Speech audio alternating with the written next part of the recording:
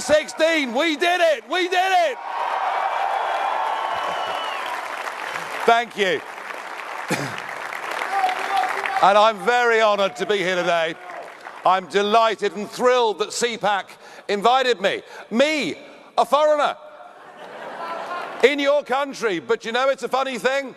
Since November the 8th, since the election of Donald J. Trump, every time I come to America, I'm feeling a little bit more American, I have to tell you. When, in years to come, the generations that follow us study the history of this period, there is one year that will stand out. There is one year that every school child will know, and that year is the year of 2016. Because in 2016 we witnessed the beginning of a global political revolution, and it's one that is not going to stop. It's one that is going to roll out across the rest of the free world. I had been fighting against Britain's membership of the European Union for 25 years. 25 years. And if you've endured abuse, if you've been called deplorable, you've only had a few months of being abused. I've had 20 years of it. But you know what? None of it mattered. I always believed that we should govern our own country. I always believed we should be free to reach out and make our own deals with our real friends in the world. And it's funny, our real friends in the world speak English, have common law, and stand by us in times of crisis. So I battled away for all those years. I thought I might become the patron saint of lost causes. And then the referendum came along, and we were told by vast sections of the media that we couldn't do it. We were told by many of the pollsters we couldn't do it. We were told by many of the commentators. Any of this ring familiar with you guys? We were told by the commentators that we couldn't do it, and they lined up all the big businesses, all the big banks, all the big politics, not just from Britain, but from across the world. Do you know we even had a visit from the 44th President of the United States of America? I will, to my dying day, be grateful that President Obama came to my country, intervened in the referendum, and told the United Kingdom's people, told America's greatest friend and ally in the world, and told us that if we voted to get our independence, we would go to the back of the line. And the British people were so disgusted by Obama treating us like this that it put us up 2% in the polls.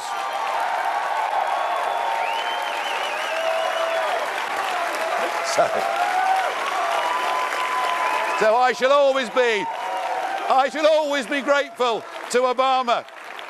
So the great day came, 23rd of June, 2016, and by 3 o'clock in the morning, it was clear that after a period of just after 4 decades in which our politically corrupt rulers had given away our independence, our democracy, our sovereignty, the ability to make our own laws, the ability to choose our own friends, the ability to make the right trade deals with the right countries. Oh, and they'd also given away control of our borders. And by 3 o'clock in the morning of June the 24th, it was clear the nightmare had come to an end. We had voted to get our country back.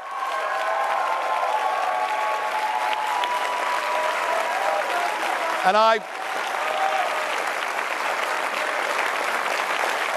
can't tell you how thrilled and pleased that I'd felt. It seemed incredible that people had the courage to stand up against the entire establishment, but the brave British people did it. Oh, and by the way, the last opinion poll says that now 68% of the British people want us to get on with Brexit.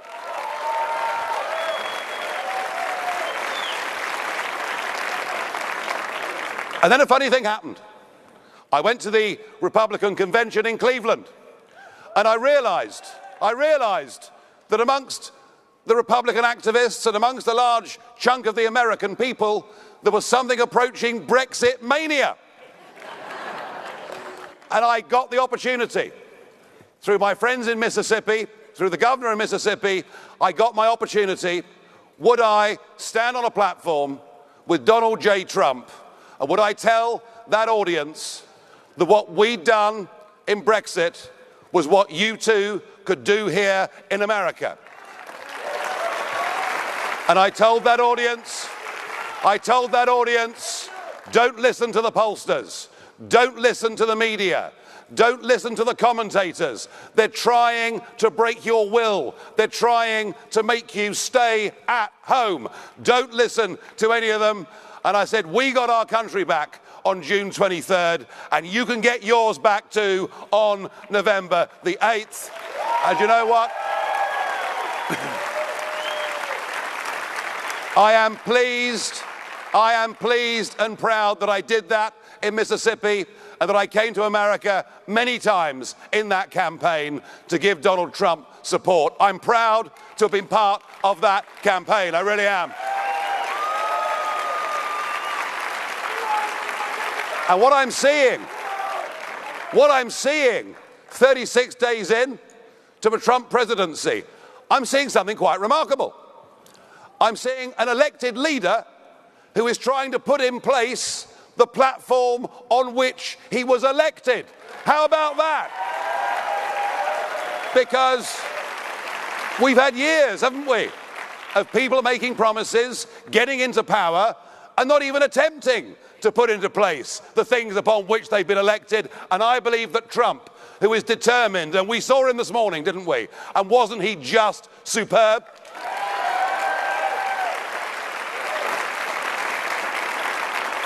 No, what Trump is doing by trying to put in place that ticket on which he was elected, he is restoring faith in the democratic process, and good for him. Good for him. 2016 was the year that the nation-state democracy made a comeback against the globalists and those who would wish to destroy everything that we have ever been.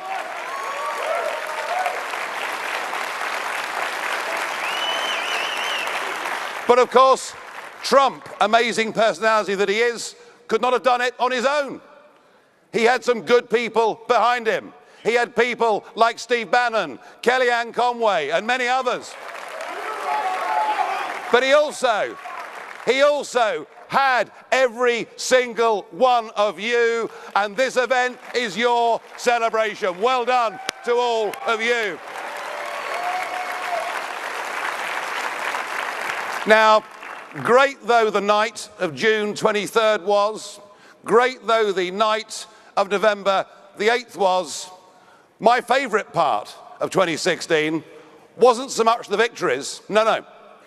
My favourite part of that evening of November the 8th was watching the faces of the CNN presenters.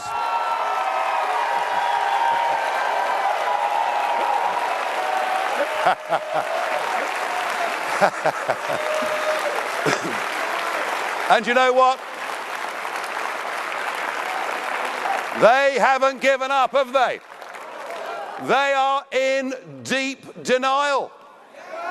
They would like to wind the clock back to 2015 to pretend that none of this had ever happened. But just as Brexit becomes more popular by the day, President Trump will become more popular in America by the day.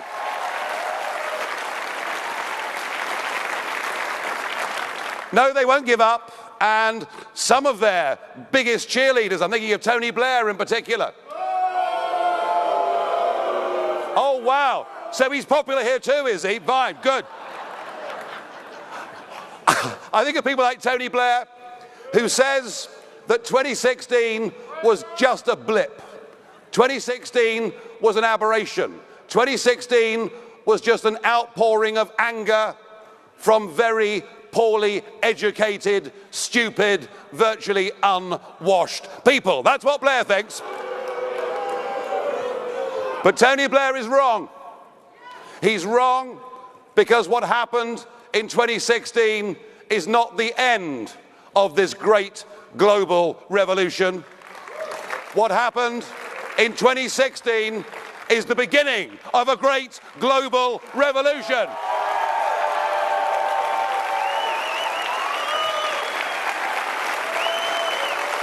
And this will roll out across the rest of the West. We've got some very exciting elections coming up in the Netherlands, in France, in Germany, possibly even in Italy. And believe me, I don't yet know whether the results in 2017 will be as dramatic as the results in 2016. But what I do know is that even if the challengers don't get over the line in this year, what they will do is shift the centre of gravity of the entire debate. Because what is happening across Europe is people are rejecting this form of supranational government. They're rejecting the idea of being governed by a bunch of unelected old men in Brussels.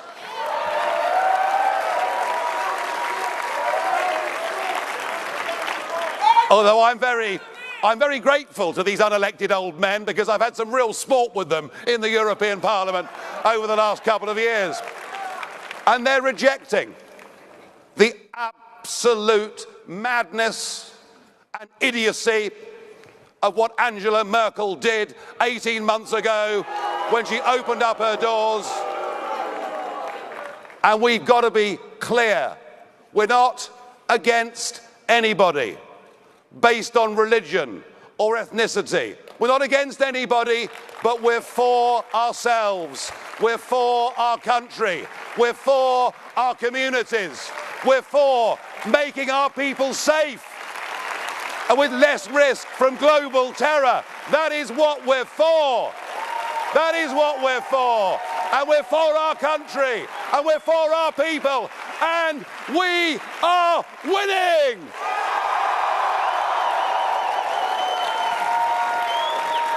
Thank you. Thank you. You're winning.